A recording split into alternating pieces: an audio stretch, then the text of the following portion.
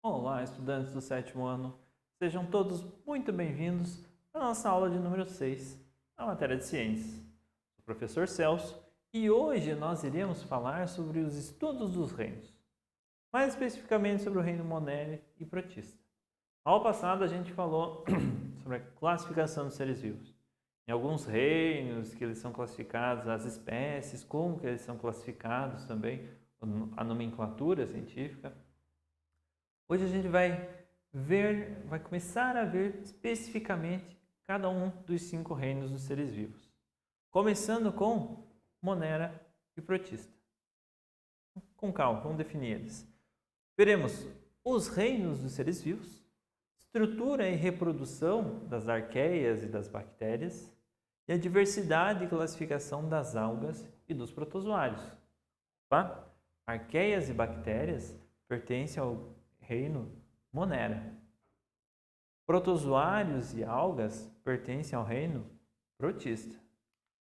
Nossos objetivos específicos da aula de hoje: compreender a classificação dos seres vivos em reinos, identificar a estrutura e a forma e a reprodução das bactérias, diferenciar algas e protozoários, segundo seus estilos de vida e a sua reprodução.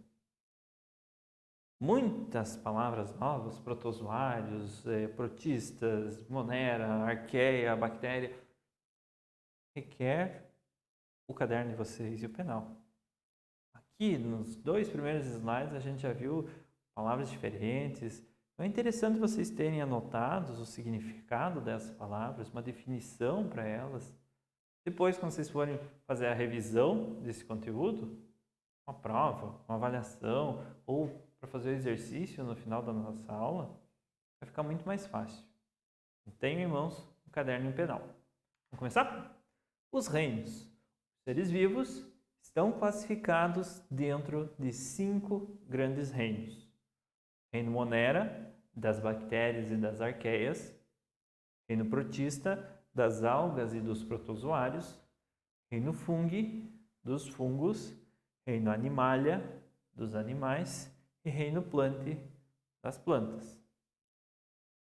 Cada palavra em negrito dessas representa um dos reinos que a gente vai estudar, começando a partir de hoje. Então, hoje a gente vai ver um pouquinho sobre Monera e os protistas. Reino Monera. Todos os seres vivos, procariontes e unicelulares são classificados no reino Monera. Todos os seres vivos procariontes. Lembra o que significa?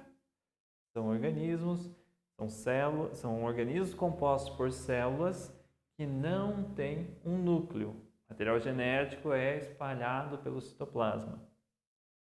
E unicelulares. O que são organismos unicelulares? Formados por uma única célula. Seres vivos formados por uma única célula. Então, o reino Monera é composto por procariontes e organismos unicelulares. Dividido em 2 grandes grupos diferentes, as arqueias e as bactérias. O reino Monera é um reino amplo, com vários seres vivos que vão apresentar filo, vão apresentar uma classe, uma ordem, uma família, um gênero e inúmeras espécies. Os 2 grupos principais são o grupo das arqueias e o grupo das bactérias. As arqueias são procariontes de condições extremas, podendo ser encontradas em pântanos, poças vulcânicas e salinas. Condições extremas, tanto de temperatura, que seria a beira de um vulcão, você encontra bactérias desse grupo das arqueias, pântanos onde não tem oxigênio, você encontra bactérias.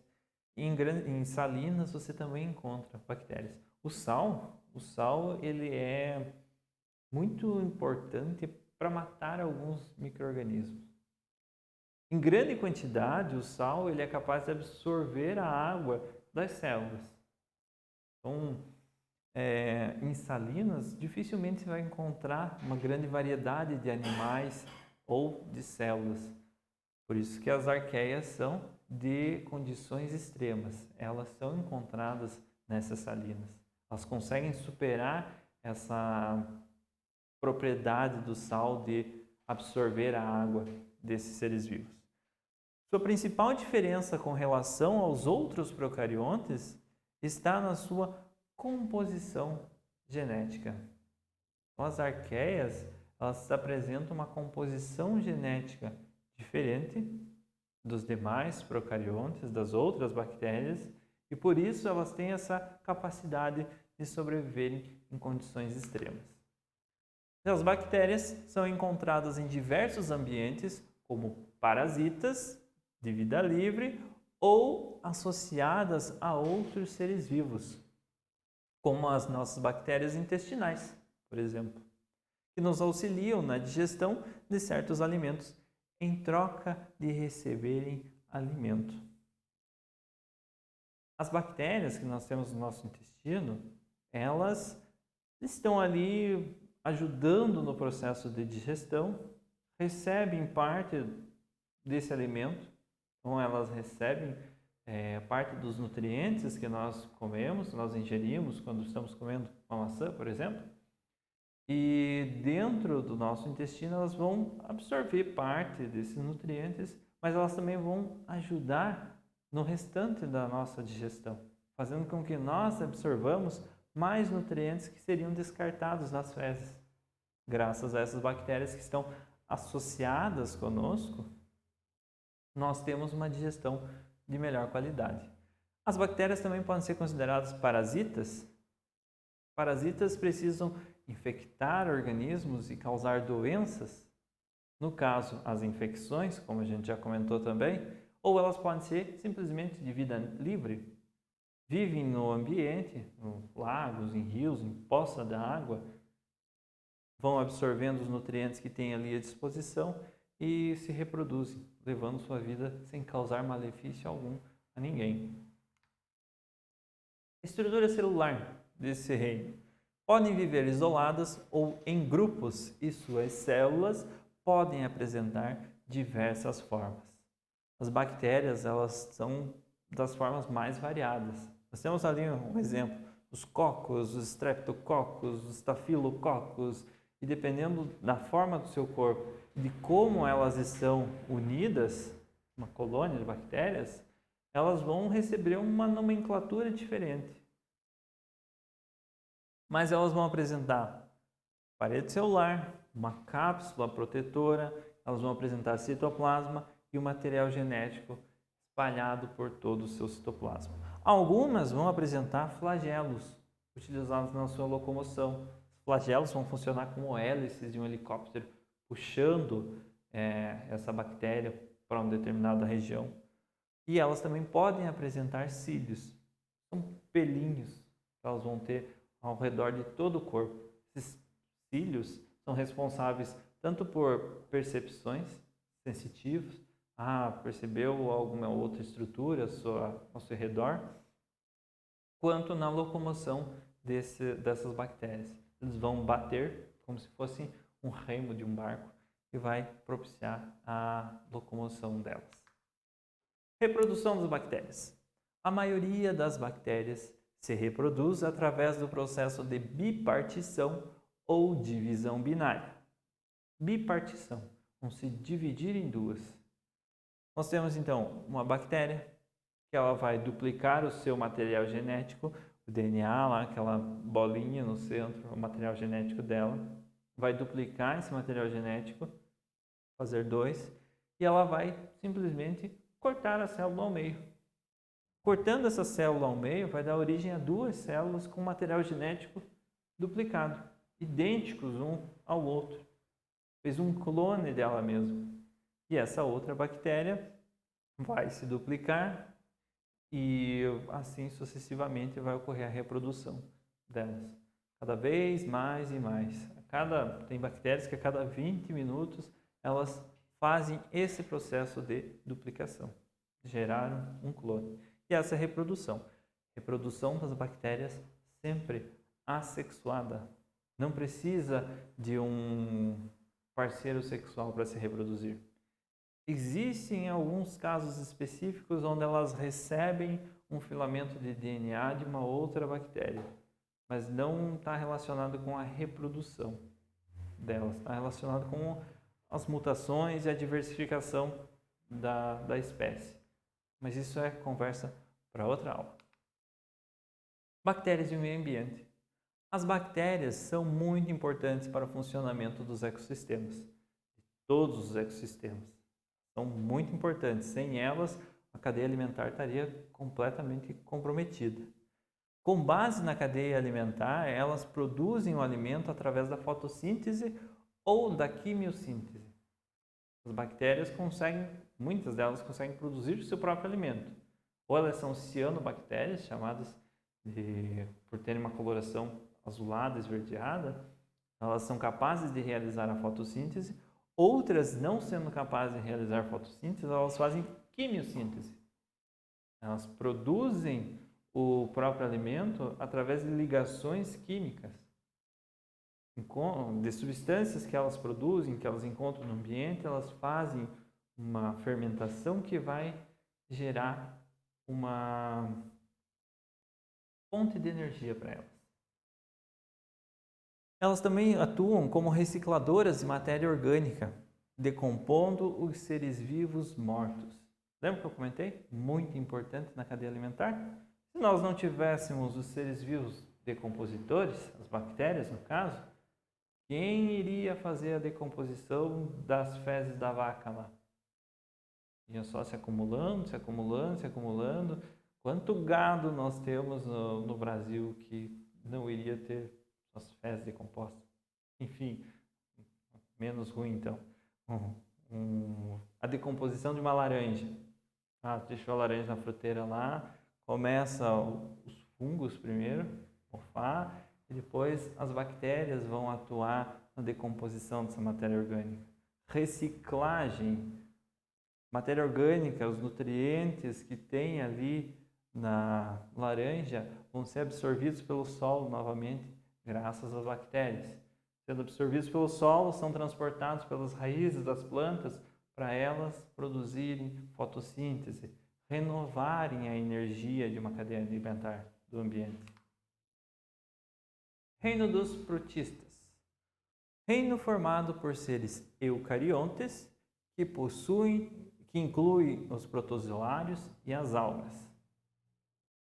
Seres eucariontes. O que são seres eucariontes? São seres formados por células que apresentam núcleo dentro do seu interior, no seu citoplasma. São os protozoários e as algas. Protozoários representados aqui na primeira imagem e as algas representadas na segunda. Algas geralmente associadas a marinhas ou de água doce, mas são aquáticas. As algas são aquáticas autotróficas, realizam fotossíntese, produzem o seu próprio alimento, fotossintetizantes, podendo ser tanto unicelulares quanto pluricelulares, formadas por uma única célula ou formadas por duas ou mais células. Apresentam grande variedade de cores e de formas, vermelhas, amareladas, marrons, verdes. Sua reprodução pode ser sexuada através da troca de gametas, produz gametas masculino, produz gametas feminino, ocorre a fecundação entre esses gametas e dá origem a uma nova alga, ou assexuada, por bipartição, as algas unicelulares nesse caso, ou fragmentação. Bipartição, a gente já viu, parecido com as bactérias, duplica o material genético, se divide essas células em duas, bipartição, ou fragmentação. Cortou a alga ao meio e essa outra metade atingiu o substrato, um solo fértil, ela vai se desenvolver ali também. Então, fragmentação, cortar partes da planta. No caso não é uma planta, mas enfim, partes da alga. Os protozoários podem apresentar hábito de vida livre, serem parasitas ou viverem associados a outros organismos. Hábitos de vida livre. As bactérias podem viver em uma poça d'água sem incomodar ninguém, sem causar malefício para ninguém. Podem ser parasitas, plantas ou animais. Vão absorver os nutrientes desses plantas ou animais, esses outros seres vivos, causando prejuízo para eles. Ou eles podem viver associados a outros organismos, junto com outros organismos, levando benefícios para esse organismo e se beneficiando também. Existem parasitas de animais e plantas responsáveis por diversas doenças, como a doença de Chagas no ser humano. Sua reprodução mais comum é a sexuada por bipartição. Duplicou o material genético, dividiu a célula ao meio e se reproduziu. Clones geneticamente idênticos. Podem ser classificados pela maneira como se locomovem. Eles podem ser risópodes, se deslocam através de pseudópodos. São falsos pés. Pseudópodes, tradução livre, falsos pés. As amebas, tá? Sabe aquela geleia, a moeba? Imagine que aquela moeba ela fosse uma ameba, fosse um protozoário. Para ela se locomover, ela teria de expandir parte do corpo e essa outra parte puxar. Então, é mais ou menos assim que as amebas se locomovem, que os risópodes se locomovem através de pseudópodes, falsos pés. Vai tendo expansões do corpo e essas expansões vão puxando o restante do corpo.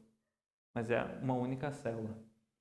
Elas podem ser flagelados, que utilizam o flagelo para locomoção, parecido com as bactérias também. Elas têm um flagelo que elas vão utilizar rotacionando, como se fosse a hélice de um helicóptero, vai locomover esses protozoários.